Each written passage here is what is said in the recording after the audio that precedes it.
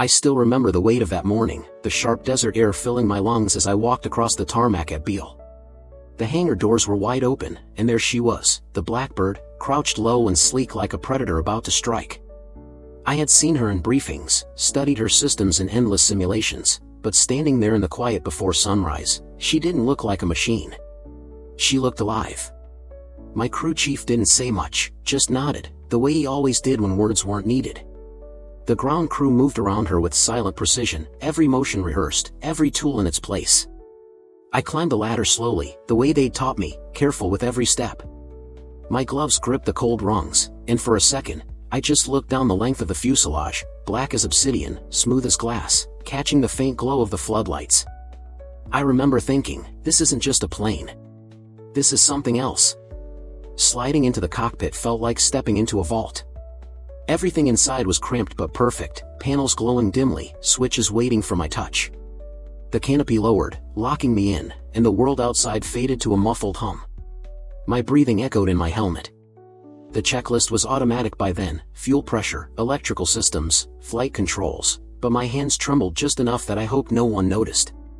The engines came alive like distant thunder, first a low growl, then a roar that shook through my bones. The whole airframe trembled with restrained power. I could feel it, that strange pull, like the aircraft was impatient to leave the ground, to climb higher than anything human had a right to. Clearance came through my headset, calm and clinical, but my pulse was racing as I taxied her out toward the runway. Takeoff wasn't what I expected. There was no sudden jolt, no dramatic moment of freedom. She just lifted, smooth and inevitable, as if gravity had simply given up. The runway lights vanished below, the desert spread out in every direction, and then the climb began. The sky deepened from pale blue to black, and the world below shrank until the roads and fields blurred into a quiet map.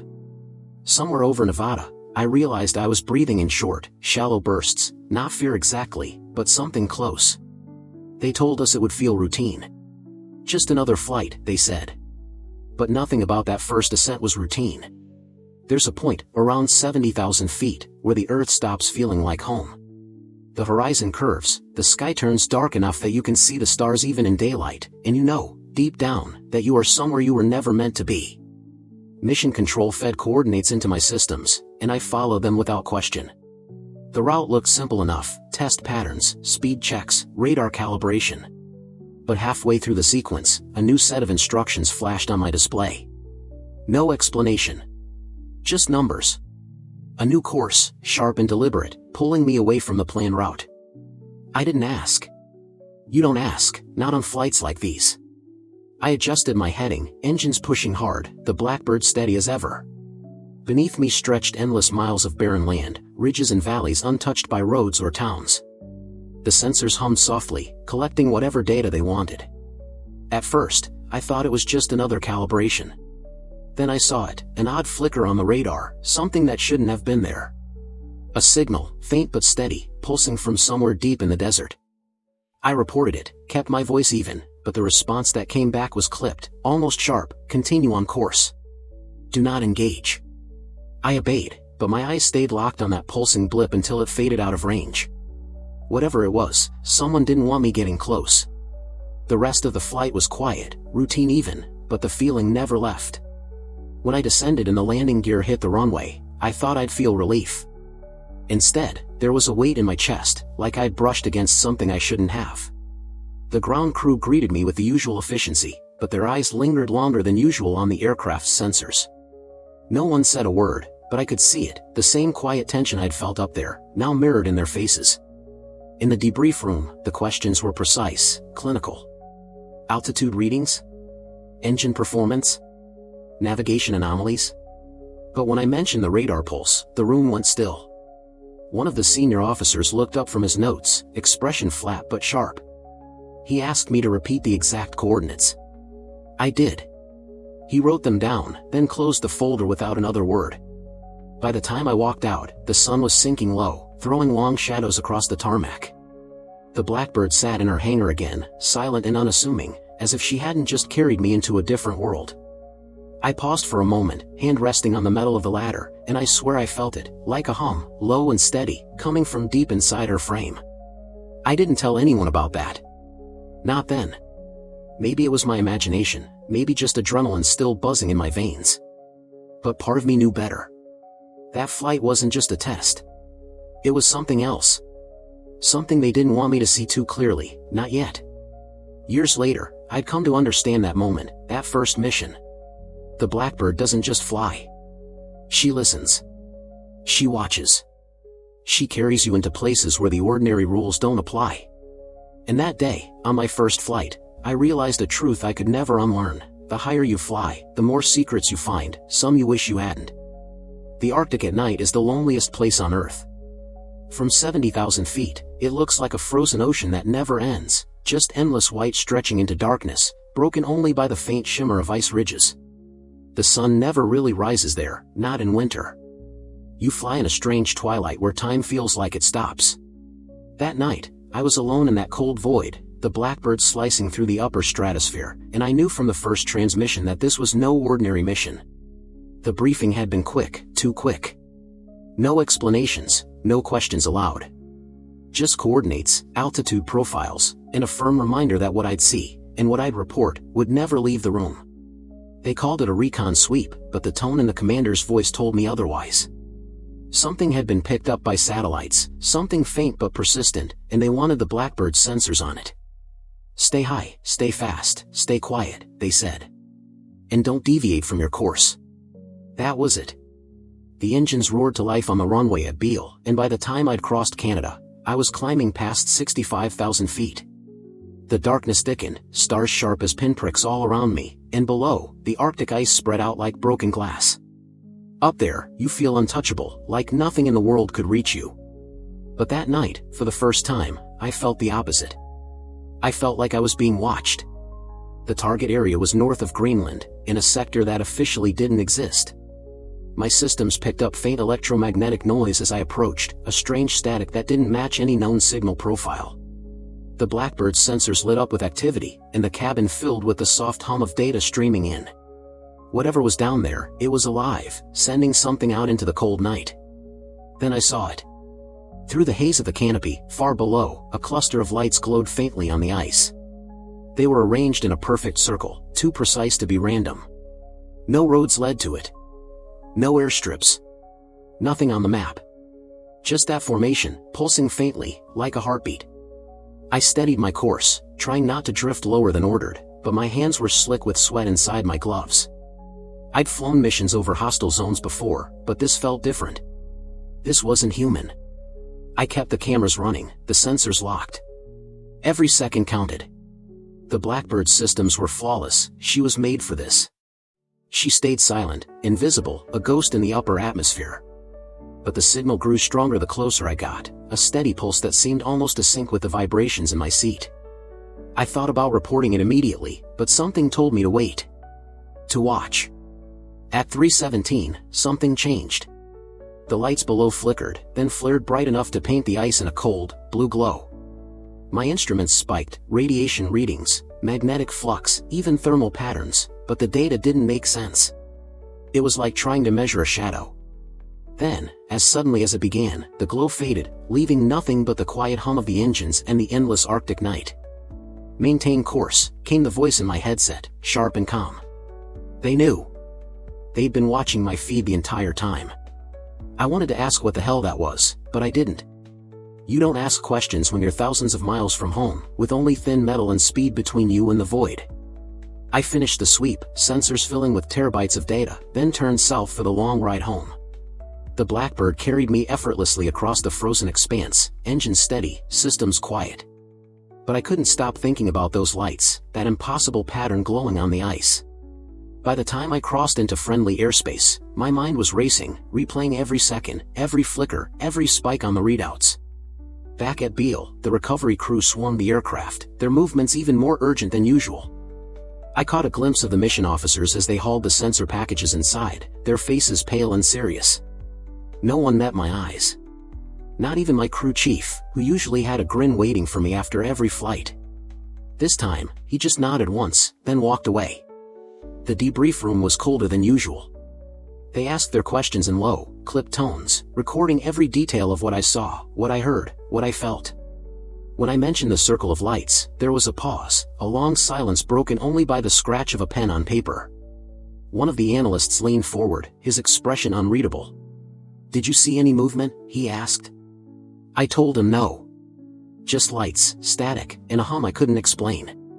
He nodded, then closed the file.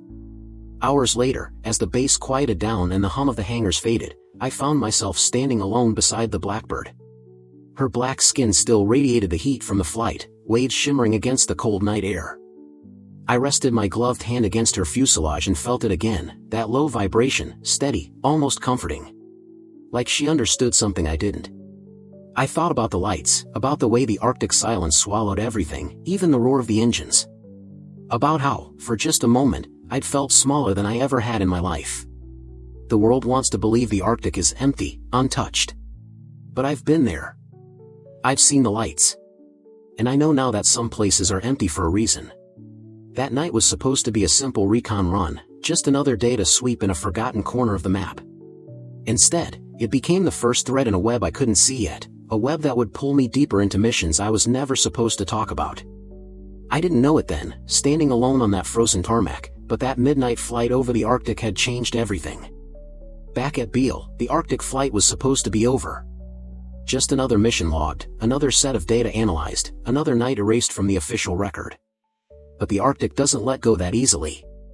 What I saw out there, those lights pulsing through the ice, that strange hum vibrating in my bones, followed me into the briefing rooms, into my dreams, into every quiet moment when the engines weren't screaming in my ears.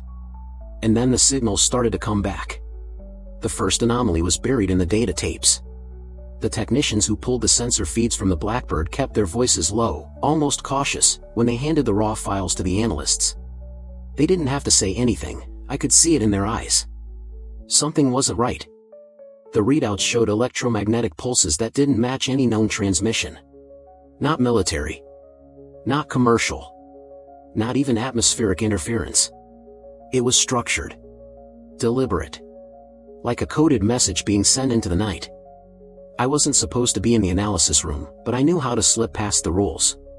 Late one night, after the hangar lights dimmed and the base went quiet, I walked down to the cold, sterile lab where they stored the Arctic tapes.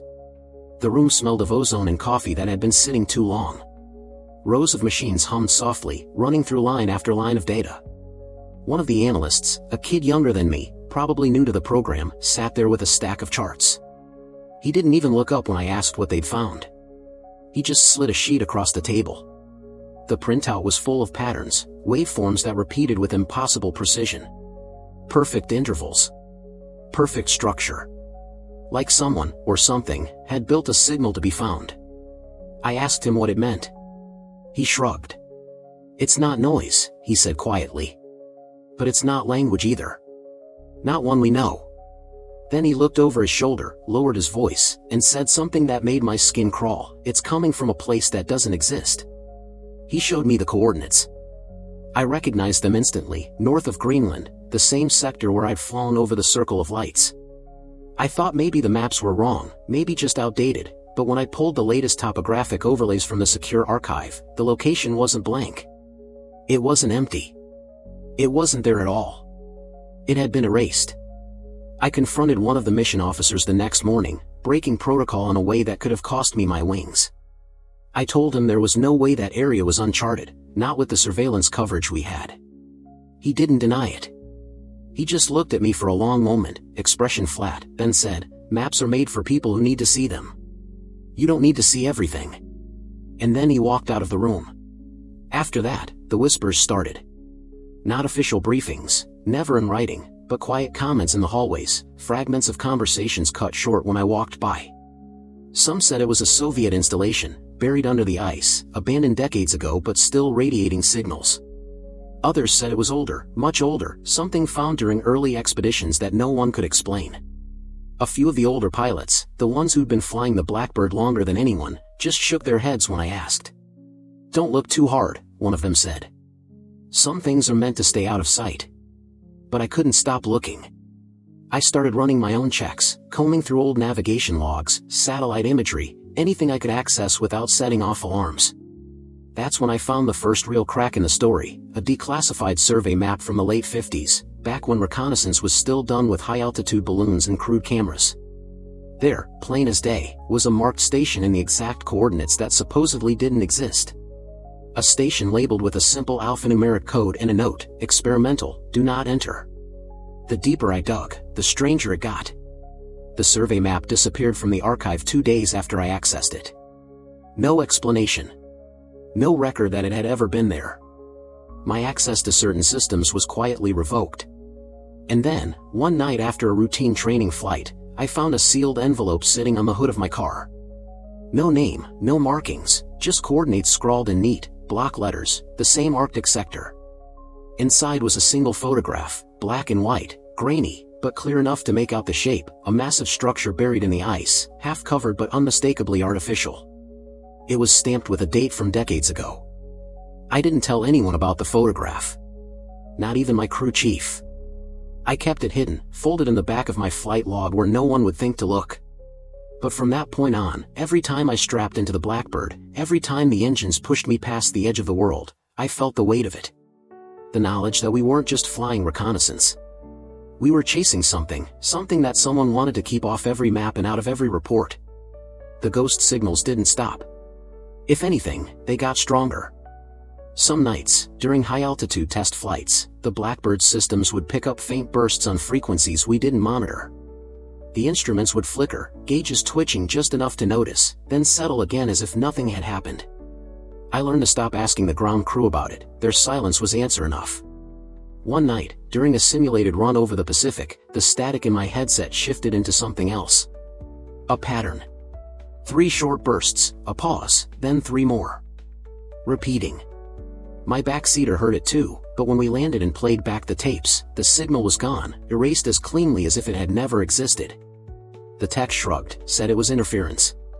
But I could still hear it in my head hours later, that steady, deliberate rhythm. By then, I understood the truth that no one would say out loud. The Blackbird wasn't just built to outrun missiles or take pictures from the edge of space. She was built to listen. To find. To follow the threads that didn't fit the official stories. And those threads were leading us deeper into places where even the maps lied. I don't know who erased the station from every chart, or why the signals kept pulsing through the Arctic night. But I knew one thing, the next time they sent me north, I wouldn't just be flying a mission. I'd be looking for answers that, deep down, I wasn't sure I wanted to find. The order came in without ceremony, just a sealed envelope slid across the table during a routine briefing. Inside were coordinates I already knew by heart, north of Greenland, that blank stretch of ice where the maps lied, and a single line, low altitude pass. Confirmed structure integrity. No explanation, no signatures, just those words stamped in cold black ink. I didn't ask questions. By then, I knew better.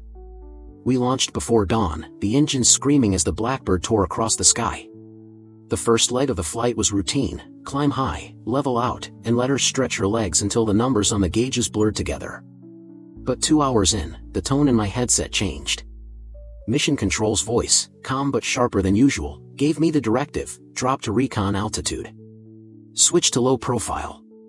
That wasn't standard for an Arctic run.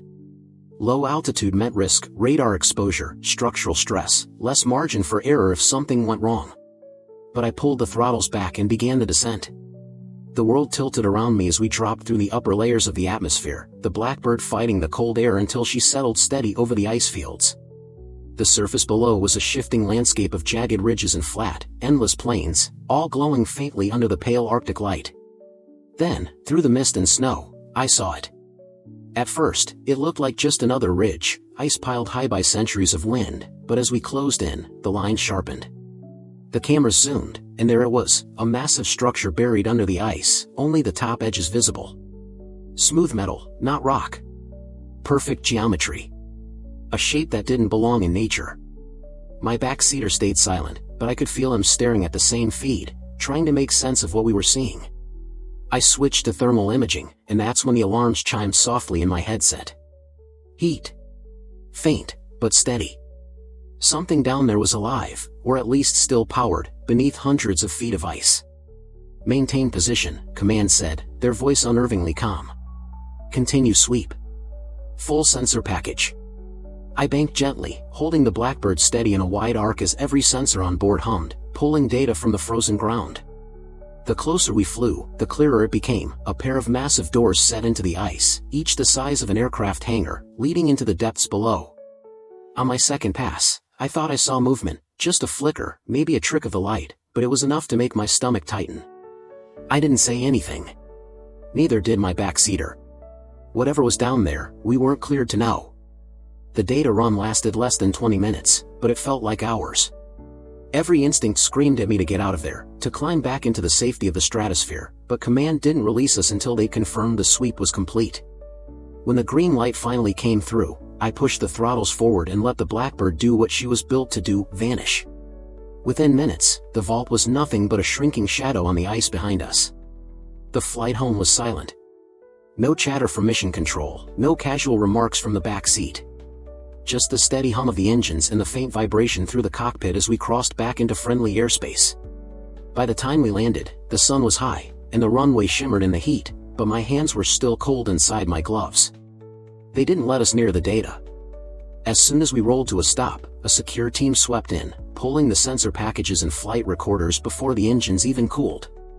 We were ushered into debrief like passengers on someone else's plane, asked the usual sterile questions about flight performance, weather conditions, nothing about what we'd seen. When I tried to bring up the vault, the officer across the table didn't even look up from his notes. "That sector is classified," he said. "Focus on the flight metrics." And just like that, the session was over. For days after, the base was different. More security, more eyes that didn't belong, more quiet conversations that stopped when I got close. The hangar where the data was processed went on lockdown. Even the ground crew, who'd been with me since my first flight, started keeping their distance, their smiles tight and forced. It was as if the whole place was holding its breath. A week later, I got my first hint of what we'd actually found. It came in the form of a slip of paper, folded twice and left in my locker. No name, no signature, just 4 words written in block letters: "Doors open from inside." I stared at that note for a long time, trying to decide if it was a joke, a warning, or something else entirely. In the end, I burned it, but the message stayed with me. I kept thinking about the thermal readings, the steady pulse of heat from deep below the ice. Machines don't keep running for decades without someone, or something, maintaining them. And those doors, smooth and seamless, like they'd been built to last longer than we'd been alive. Whatever was inside that vault wasn't abandoned. It was waiting. That night, I found myself back in the hangar, standing next to the Blackbird long after the crews had gone home. The lights were dim, the place quiet except for the ticking of cooling metal. I ran my hand along her skin, still warm from the day's test run, and felt that familiar vibration, subtle but constant, like a heartbeat. For a moment, I wondered if she knew more than I did, if she understood what we were flying toward long before anyone bothered to tell us. In the months that followed, I flew other missions, test runs, standard reconnaissance sweeps, but my mind kept drifting north, to that frozen vault and the unanswered questions buried with it. I started noticing patterns in the flight orders, subtle shifts in course, small adjustments in timing, always keeping us just far enough away to avoid another close look. It was as if they were watching the vault from a distance, waiting for something to change. And then, one morning, the orders changed again. No envelope this time, no briefing. Just a quiet directive, delivered face-to-face by a man I'd never seen before. "Prepare for insertion," he said. "This time, we're going in." I didn't know it then, standing there on the tarmac with the Arctic wind biting through my flight suit, but that mission would take us deeper than I ever imagined, into a place where the maps couldn't help, and where even the Blackbird's speed couldn't guarantee we'd make it back. The briefing room was colder than usual that morning, and not just because the air conditioning was turned too low. The atmosphere had shifted in the weeks since the Arctic vault run. People spoke in clipped sentences, eyes darting away when mine lingered too long. Even the men I'd flown with for years carried themselves differently, like they were keeping secrets they hadn't chosen to carry. They handed me a sealed case, slim but heavy, with no identifying marks. Inside were photographs, dozens of them, printed from the high-resolution scans we'd taken on that low-altitude Arctic pass. Most were standard, ice fields, ridges, thermal overlays. But buried among them were a few frames that made the room go silent. In those images, sharpened and enhanced beyond what I thought our systems could do, were shapes, lines etched into the ice around the vault, forming patterns far too precise to be random. They looked like schematics, diagrams burned into the snow itself, visible only from above. At first, I thought it was a trick of the light. But then one of the analysts slid another photo across the table, one taken decades ago by a satellite that shouldn't have been looking there in the first place. The same patterns. Unchanged. The officer at the head of the table finally spoke. His voice was low, controlled, but his hands betrayed a faint tremor as he gestured to the images. "These aren't natural formations," he said. "They're blueprints. Coordinates, design specs, maybe even instructions. And they're not ours. Not theirs either." He didn't have to clarify who theirs meant. I asked the question hanging in the room, "What do they build?" No one answered. One of the analysts simply flipped to the next set of prints, revealing a map overlaid with highlighted zones.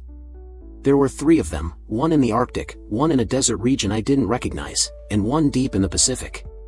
The vault, it seemed, was just one piece of a much larger puzzle. Orders came fast after that. The Blackbird wasn't just to observe anymore, we were to trace the second set of coordinates, the ones marked in the desert. "Fly low, stay fast, and do not engage," the officer said. His tone was calm, but there was a tension in the way he avoided eye contact. As if even saying the words out loud made him uneasy. I studied the maps in silence. The desert site was remote, no airstrips within hundreds of miles, no reason for anyone to be there. Yet the overlays showed faint heat signatures and metallic anomalies buried beneath the sand. It looked like another vault, or something very much like it, hidden in plain sight. The night before the flight, I sat alone in the hangar, staring at the Blackbird's silhouette under the dim floodlights. I thought about the patterns carved into the ice, about the way the Arctic vault had seemed less like a discovery and more like an invitation. Whatever this was, it felt deliberate. As if someone, or something, wanted us to follow the trail. Takeoff was quiet, routine. By the time the sun broke the horizon, we were already streaking toward the desert, engines singing in perfect harmony. The Blackbird performed flawlessly, every movement precise, every system steady, as if she knew where we were headed.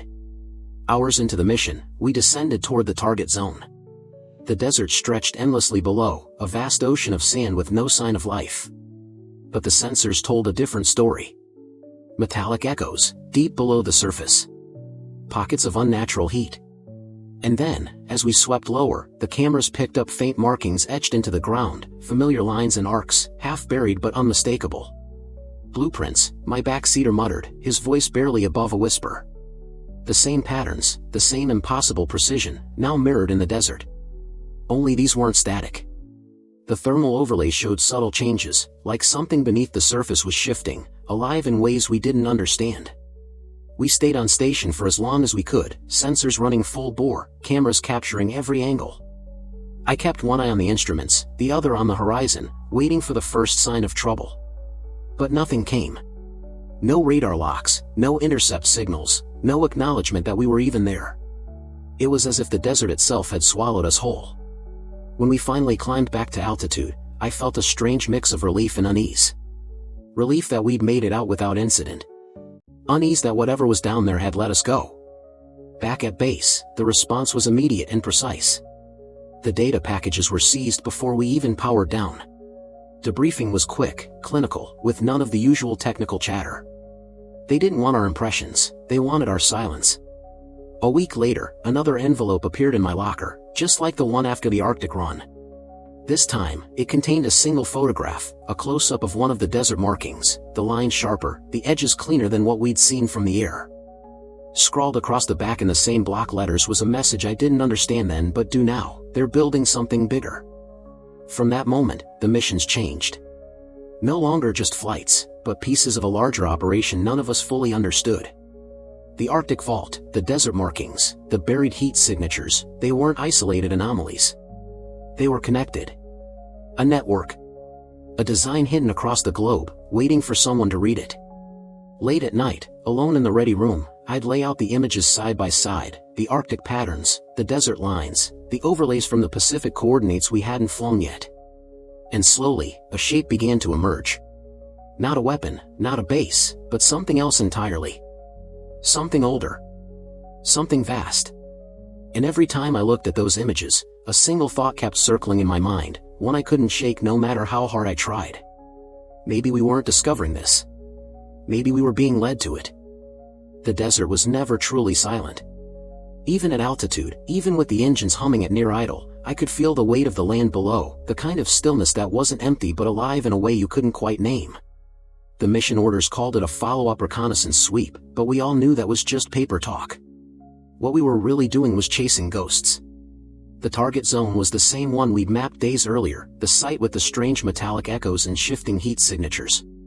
But this time, the flight profile was different, lower, slower, and, for the first time in my career, timed specifically for dawn. Someone wanted us to see this place under a very particular light. The Blackbird didn't like flying that low. She was built for speed and height, for skating above the reach of anyone who might mean her harm. But I'd learned over the years that she was more than metal and fuel, she was temperamental, almost intuitive. And that morning, as we descended, she handled smoother than I expected, like she understood what we were doing and didn't mind breaking her own rules. The first hint that something was wrong came just past the 30,000-foot mark. Our sensors glitched, not a full failure, just little stutters in the data stream, like interference. My backseater, Carter, muttered that it was probably atmospheric distortion, but I could hear the edge in his voice. We'd been flying together too long for me not to notice when he didn't believe his own words. By the time we hit the target altitude, the desert below had begun to change. It wasn't just sand anymore. The rising sun stretched long, sharp shadows across the dunes, and for a moment, it looked like the ground itself was shifting, lines and shapes forming, dissolving, reforming. I blinked hard, thinking it was just fatigue, but Carter saw it too. "You're seeing that, right?" he said, his voice tight in my headset. We circled the site twice, sensors running hot, cameras capturing every frame. At first, it looked like the same markings we'd recorded on the previous run, those impossible geometric patterns etched into the sand. But as the light grew stronger, the patterns changed. They weren't static, not fixed in place like the ones in the Arctic. They were moving, shifting, as if they were reacting to us, to the angle of the sun, or maybe even to the Blackbird itself. Then the comms cut out. Not a gradual fade, not static. 1 second, Carter's voice was in my ear, and the next, nothing but dead air. The instruments went haywire for a moment, altimeter readings jumping, navigation systems throwing errors, sensors flooding the displays with data that didn't make sense. For a few long seconds, it felt like we weren't flying at all, like the Blackbird had slipped into some place that didn't obey the same rules.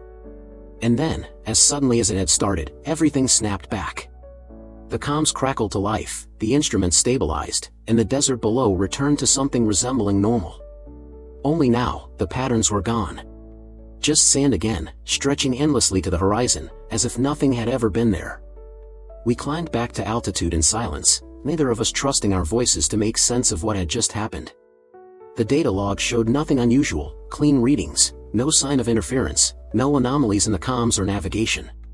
If not for the footage on the cameras, it would have been like it never happened at all. Back at the base, the reaction was immediate.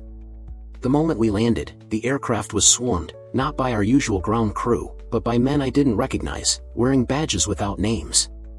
They pulled the flight recorders, the camera reels, even the onboard tapes, and disappeared without a word. By the time Carter and I made it to debrief, the footage was already locked down in a secure vault. The debrief itself was strange. No technical questions, no requests for details about flight conditions or instrumentation. Just one question, repeated in different ways: "What did you see?" And when our answers didn't match the data, the officer running the session leaned back, his expression unreadable, and simply said, "Understood. You'll be notified if you're needed again." That night, I couldn't sleep. I kept replaying the moment when the patterns shifted, when the instruments went wild. It didn't feel like an accident or a glitch. It felt deliberate. Controlled. As if something, or someone, down there had been testing us, measuring us, deciding what we were allowed to see. A few days later, an envelope appeared in my locker, unmarked like the others. Inside was a single photo, a still frame from our flight footage, one that hadn't been in the official report. It showed the desert at dawn, the patterns glowing faintly as if lit from beneath the sand. And at the bottom of the image, in the same block lettering as before, were 3 words that sent a chill through me. "We see you." I didn't tell Carter about the photo. I don't know why, maybe because saying it out loud would make it too real, or maybe because part of me didn't want to share the weight of it. But from that moment on, every mission felt different. The air felt heavier, the silence sharper, like the Blackbird herself understood that we'd crossed a line we couldn't uncross. The brass called it reconnaissance. The files called it surveillance. But I knew better. Whatever we were doing out there in that desert at dawn, it wasn't just observation anymore. We weren't just looking for something. Something was looking back. The desert had been quiet for weeks after that strange dawn mission, but quiet in our line of work was never a good sign. It meant decisions were being made somewhere above us, pieces moving on a board we couldn't see. When the new orders came in, they were marked with a red classification stamp I'd never seen before. No explanation. No coordinates printed, just a sealed briefing envelope waiting in the ready room. Carter and I didn't speak until we were strapped in and taxiing down the runway. That's how it worked by then, silent until the wheels left the ground, because nothing felt safe on the ground anymore.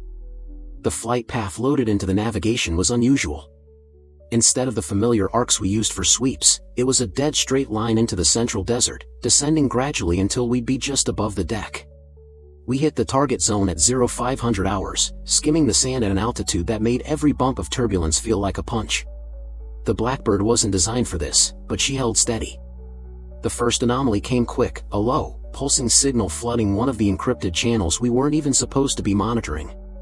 Carter tried to trace it, but the frequency hopped every few seconds, like it was alive. Then the ground below began to move. Not all of it, not in a way you'd notice if you were on the surface, but from above, you could see it, lines shifting, dunes trembling in ways that sand shouldn't. Carter's voice cracked as he read the instruments, seismic activity, but localized. Less than 100 yards across. But there were no fault lines here, no reason for the Earth to be moving. I slowed the aircraft and banked hard, bringing us around for another pass. That's when the alarms went off.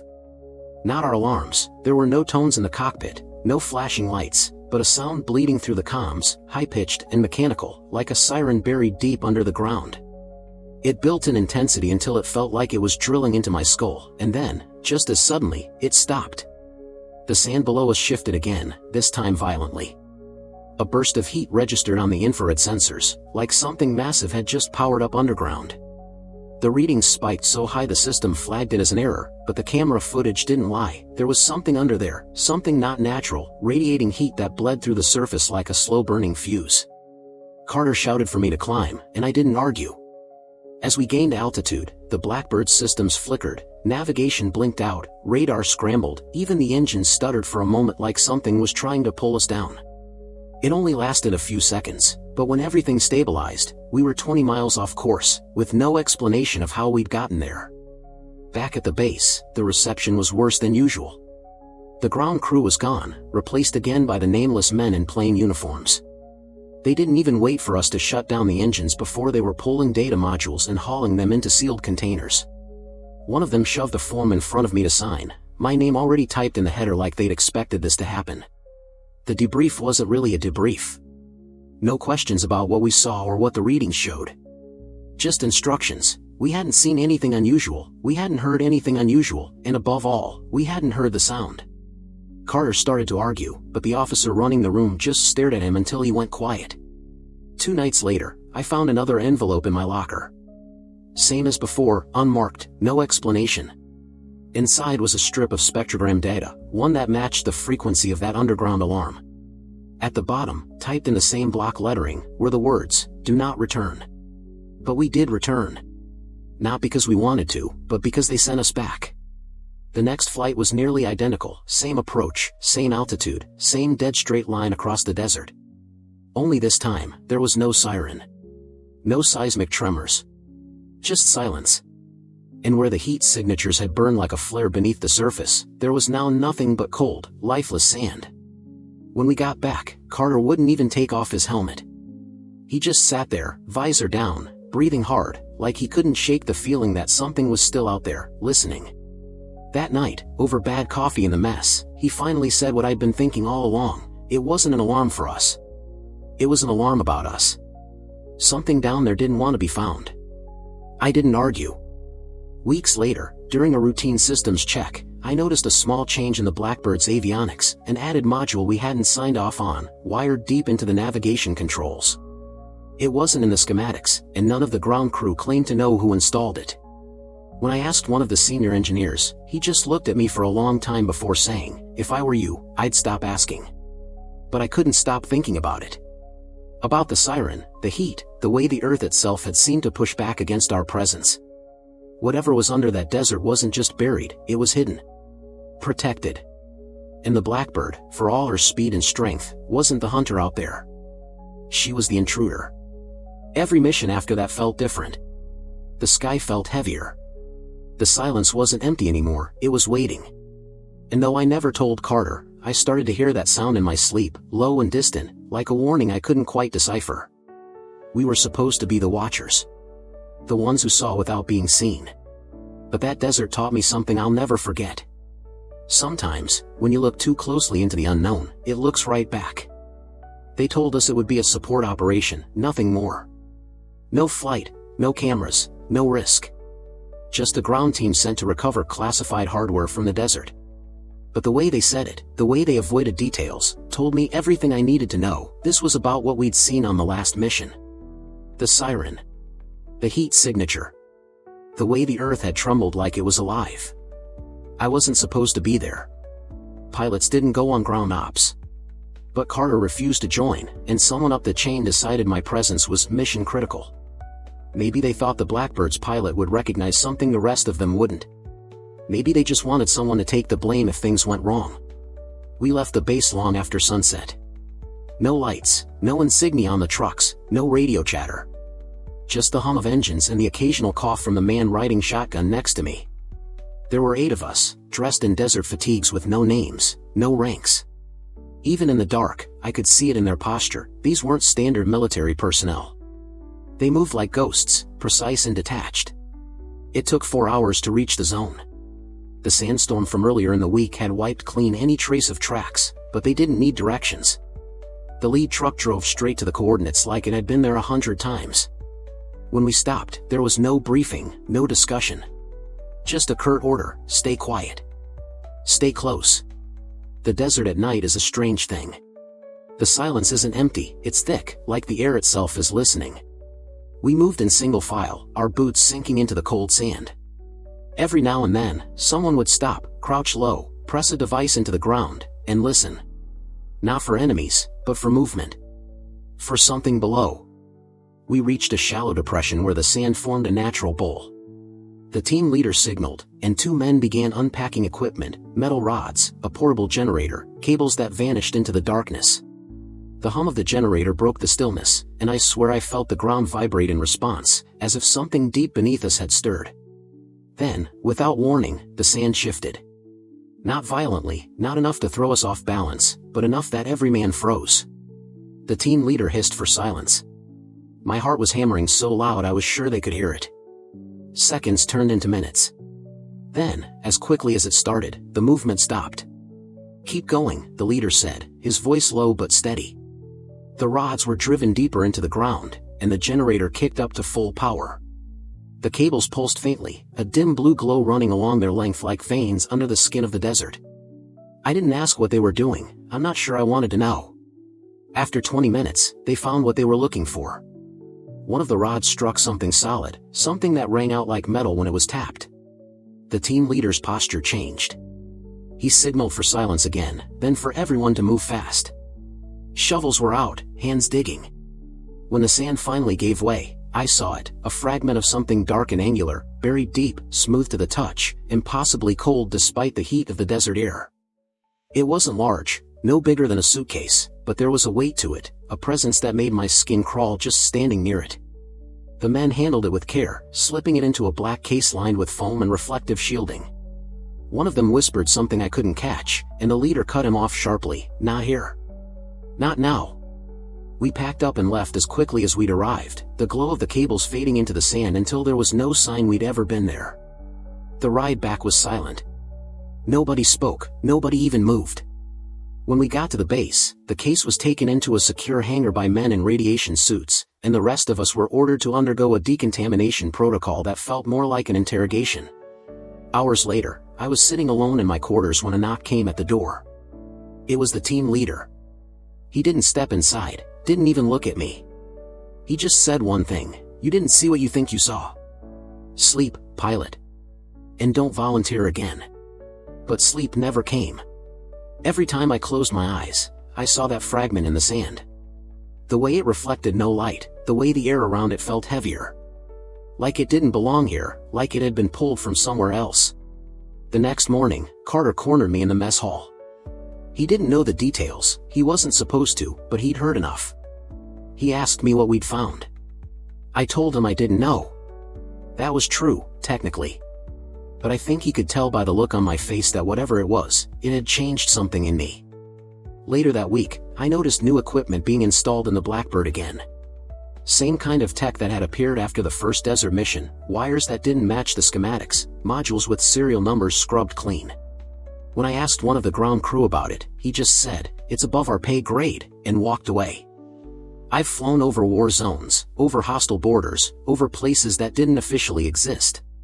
But nothing in those missions ever left me with the kind of unease I felt after that night in the desert. Because here's the thing that keeps me awake. That fragment we pulled from the sand? It didn't look broken. It looked like it was waiting. They never called it the fragment. They called it the cube. No one explained why, but I think it had something to do with what they found after we brought it back. It wasn't a cube, not in the way you'd imagine, but the name stuck, short, simple, and just vague enough to keep people from asking questions. I wasn't supposed to know any more about it. My part of the operation was over, and officially, I was to stand down and await new assignments. But if there's one thing I've learned in those years with the Blackbird program, it's that the aircraft wasn't the only thing designed to move faster than anyone could track. Information moved too, but only for those who knew where to look. 3 days after the desert run, I got the call. A short, sharp message delivered by a man I'd never seen before, wearing a plain gray suit and holding a file with no markings. "You're being reassigned," he said. "Temporary duty. You'll observe and report. Nothing else." The facility they took me to wasn't on any map. The ride there was in a windowless van, no idea of direction, no sense of time. When the doors opened, we were underground. The air smelled of metal and ozone, like an electrical storm trapped in concrete walls. And there it was. The cube. It sat in the center of a reinforced room, surrounded by thick glass panels and enough wiring to power a city block. Bright lights flooded the chamber, but the object didn't reflect a thing. It absorbed the light, the way the desert had absorbed sound that night.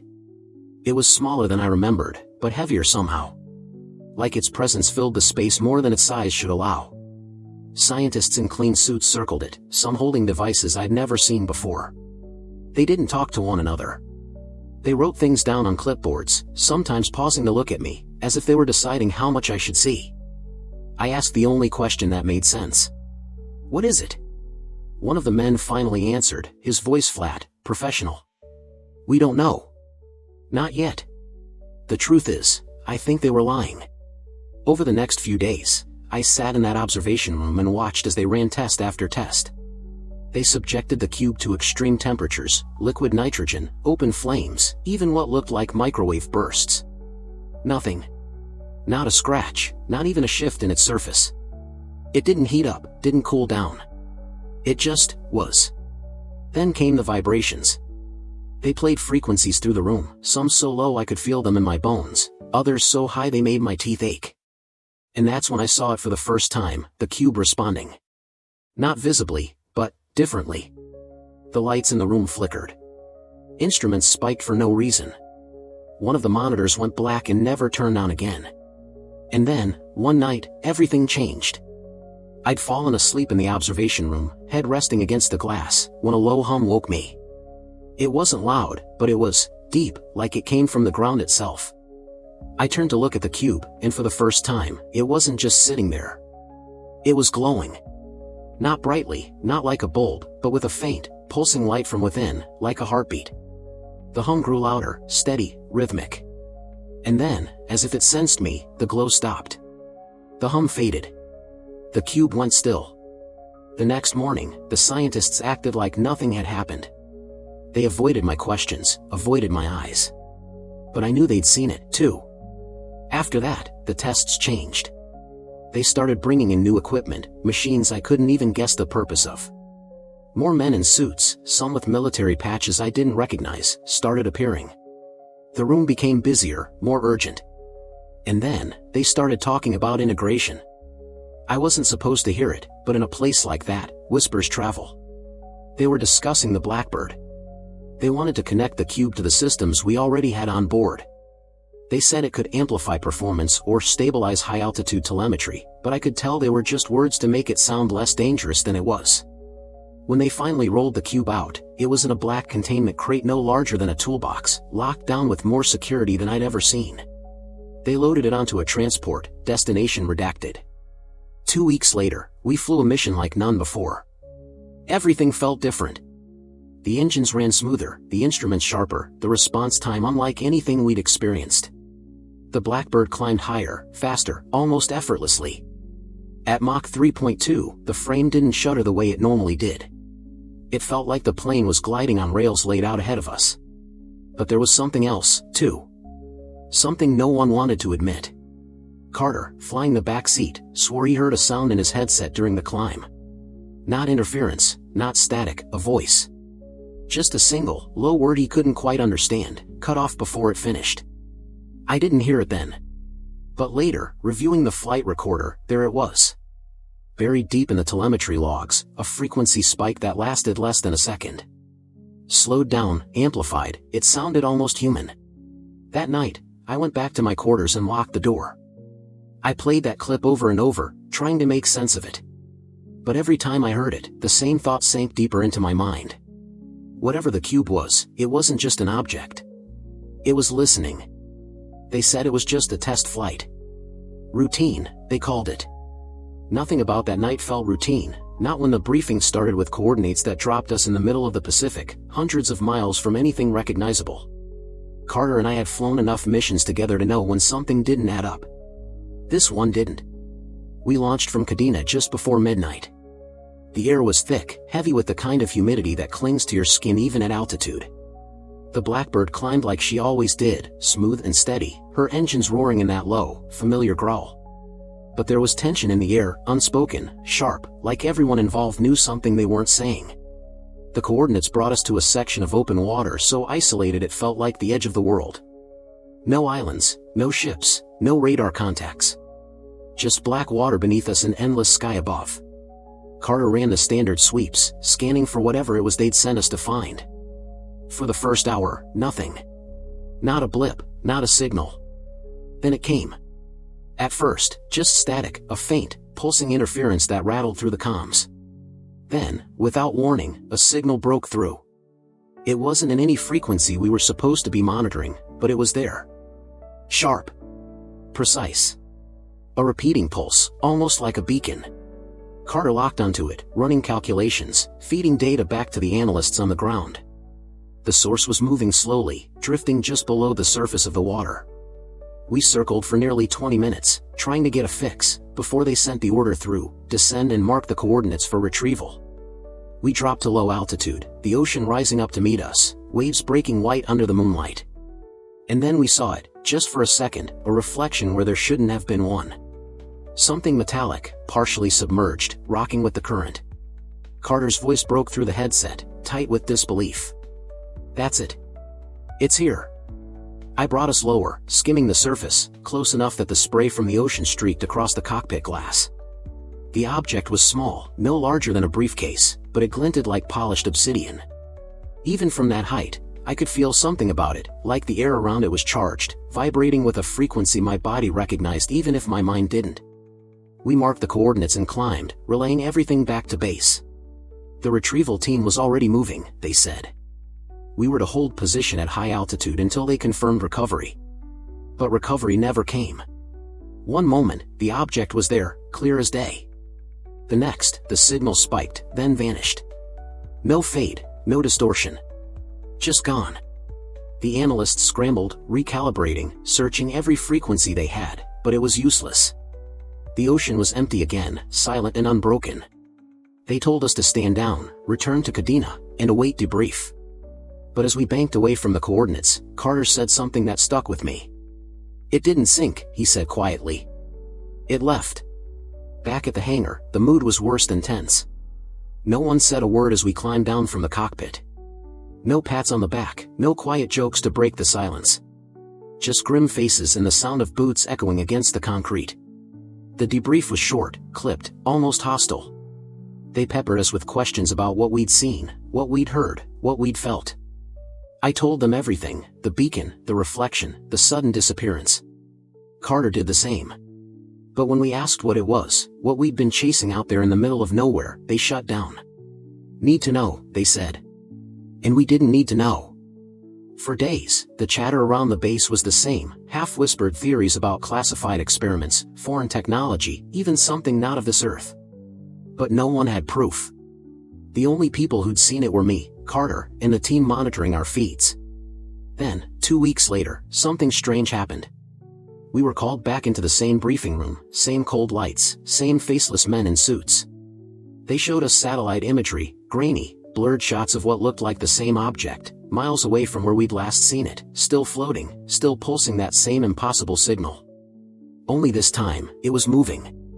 Not drifting with the current, not sinking deeper, but moving with intent. And fast. Too fast for any submersible or drone to track. After that, the missions changed. Every sortie in that sector carried extra equipment, special telemetry channels that we weren't allowed to touch. Sometimes we'd catch faint pulses in the distance, the same rhythm as that night, but never close enough to chase. And then, just as suddenly, it stopped. No more signals. No more blips on the radar. Nothing. But I can't shake what Carter said out there over the Pacific. The way he said it, quiet but certain, like he understood something the rest of us didn't. It didn't sink, he'd said. I think he was right. Whatever that piece was, it wasn't lost. It was waiting. I used to think I understood the night sky. Up there, at 80,000 feet, the stars aren't just distant points of light, they're alive. They shimmer, they move, they breathe with the quiet pulse of a universe that seems infinite when you're strapped inside a Blackbird at Mach 3. But that night, somewhere over the western Pacific, the stars didn't look right. The mission brief had been vague, as usual. High-altitude reconnaissance, standard path, nothing we hadn't done 100 times before. But there was an undertone in the room, the kind you learn to recognize after years of missions that never officially happened. It wasn't what they said, it was what they didn't. Carter caught it too. He didn't say anything as we suited up, but his silence was louder than words. We took off just after sunset, the ocean below reflecting the last streaks of daylight. The climb was smooth, almost calm, until we broke through the upper layers of the atmosphere. Then everything changed. The stars were wrong. I can't explain it any other way. At that altitude, the night sky is sharp, every constellation bright and perfectly clear. But that night, they flickered. Some dimmed entirely. Others flared bright, only to vanish moments later, like someone was turning the heavens on and off at random. Carter noticed it first. Navigation's fine, he said, tapping the inertial platform. But, look. I followed his gaze out of the canopy. At first, I thought it was a reflection, maybe a trick of the light. But then I saw it, a cluster of stars moving. Not fast, not enough to catch your eye immediately, but deliberate. Precise. I keyed the comms. Ground, confirm celestial position grid. We've got anomalies at. I rattled off the coordinates, my voice steadier than my hands felt. There was a pause, too long of a pause, before a voice came back, clipped and uneasy. Copy that, Habu. Maintain course. We're analyzing. Analyzing. That was their word for we don't have a clue. Then the instruments went haywire. Not all at once, but one by one, like someone was flipping invisible switches. The horizon indicator froze. The comms picked up static, then a low hum, deep enough to feel in my chest. The temperature inside the cockpit rose sharply, the glass around us shimmering as if we'd flown into a pocket of heat. And then the stars shifted. Not in the way planets move, not the slow, predictable dance of orbital mechanics.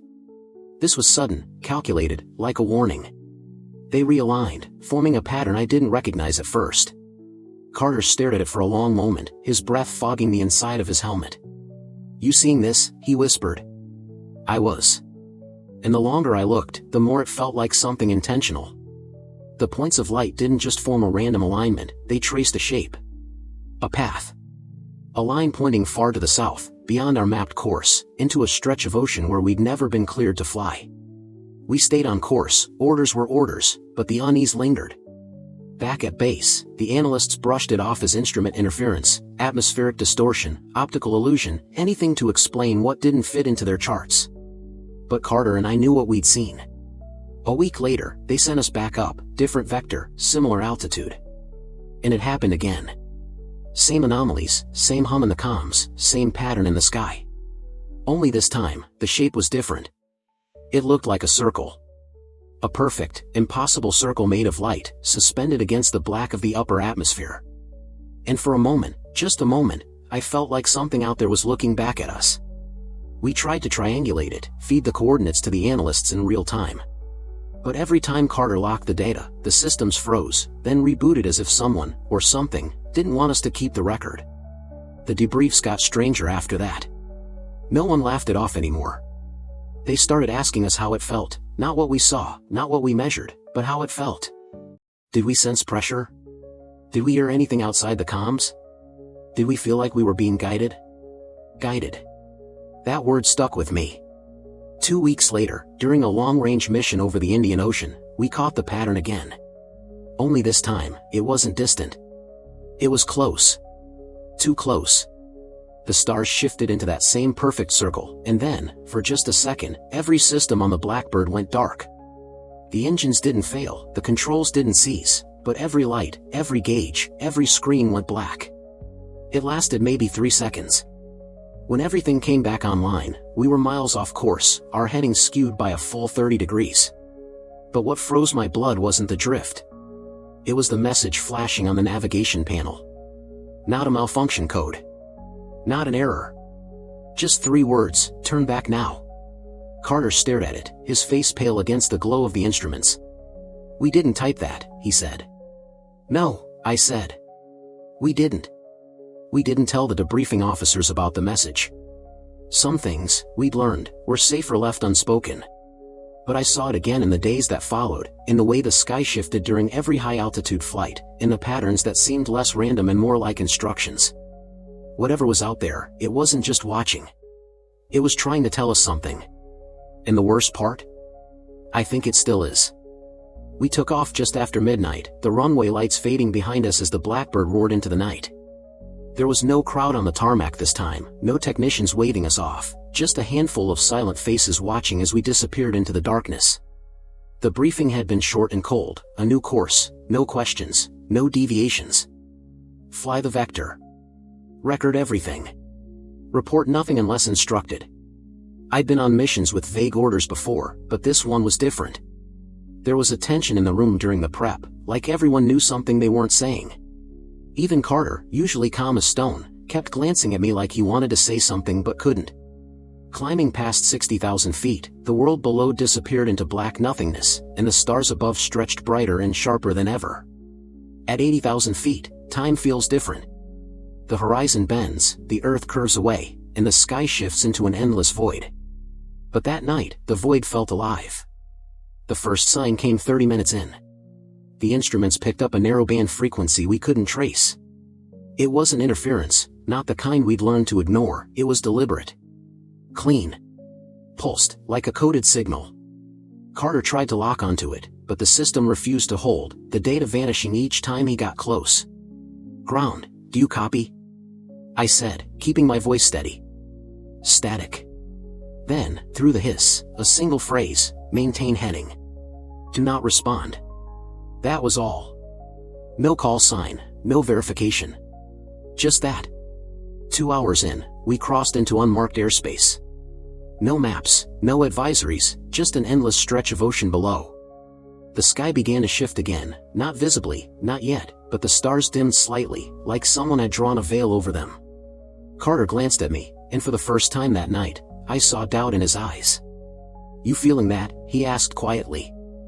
I didn't answer. Because I felt it too. The pressure in my chest, the hum in the frame of the aircraft, the sense that something was pulling us forward.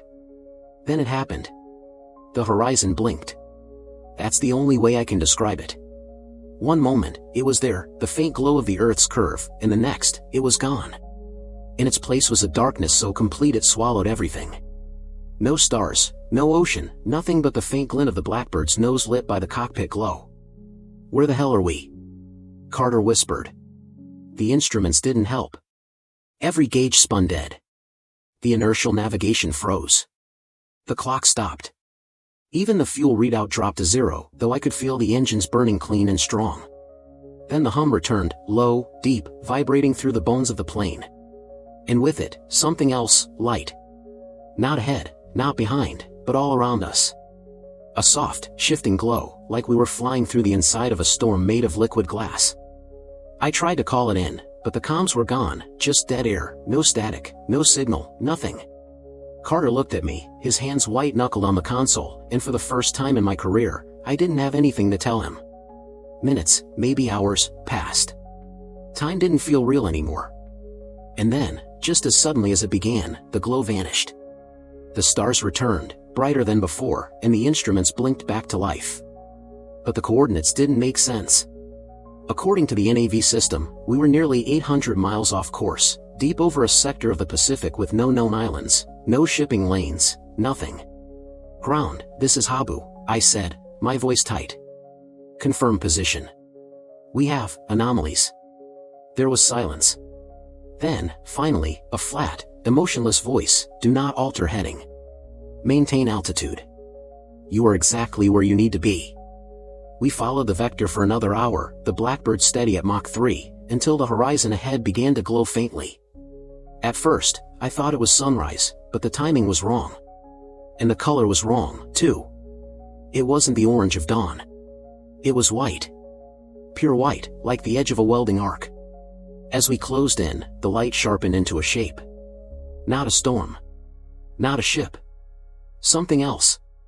It rose out of the ocean, impossibly smooth, no edges, no seams, just a perfect dome of light, half submerged, stretching wider than any aircraft carrier we'd ever seen. And around it, the water was perfectly still, like glass, despite the roaring jet streams above. Jesus, Carter muttered. You seeing this? I didn't answer. We made one pass, cameras rolling, sensors recording everything. The dome didn't move, didn't react. It just glowed, steady and silent. And then, as we banked for a second run, the light pulsed, once, twice, and vanished. No splash. No debris. Nothing. The instruments went crazy again. The altitude spiked, the speed readouts froze, and for a moment, the Blackbird shuddered like it had been caught in invisible turbulence. Then everything steadied. The ocean was just ocean again. Mission complete, the voice on the comm said, calm as if none of it had happened. Return to base. Back on the ground, the debrief was clinical. No acknowledgement of what we'd seen. No questions about the light, the dome, or the blackout. Just a stack of forms to sign and a reminder that the mission did not occur. But I knew better. Carter knew better. And every time I look up at the night sky now, I can't shake the feeling that what we saw out there wasn't meant for us to find. That maybe, on that night, we didn't just cross into restricted airspace. We crossed into something else. Something waiting.